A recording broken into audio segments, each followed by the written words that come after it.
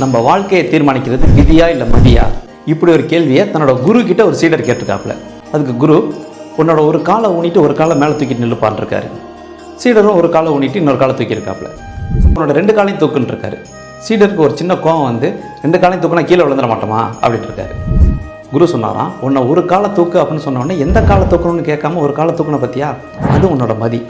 ஆனால் 2 காலையும் ஒரு சேர தூக்குனா கீழே விழுந்துருவோம் அப்படிங்கிறது விதி. ஸோ வாழ்க்கையில் ஒரு பாதியை மதி தீர்மானிக்குது, இன்னொரு பாதியை விதி தீர்மானிக்குது.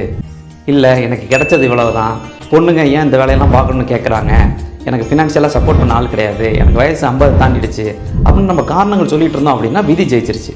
இல்லை அதை தாண்டி என்னால் வந்துட முடியும் அப்படின்னு அதுக்கான திறமைகளை வளர்த்துக்கிட்டு பயிற்சியை மேற்கொண்டு அதுக்கான முயற்சியில் ஈடுபட்டு அந்த இடத்தை நம்ம அடைஞ்சிட்டோம் அப்படின்னா மதியால் நம்ம ஜெயிச்சிட்டோம்னு அர்த்தம். விதி வலிமையானது தான், ஆனால் விதி மட்டும்தான் ஒருத்தவங்களோட வாழ்க்கையை தீர்மானிக்கிறது இல்லை அப்படிங்கிறது மதி கொண்ட நபர்களுக்கான நல்ல செய்தி.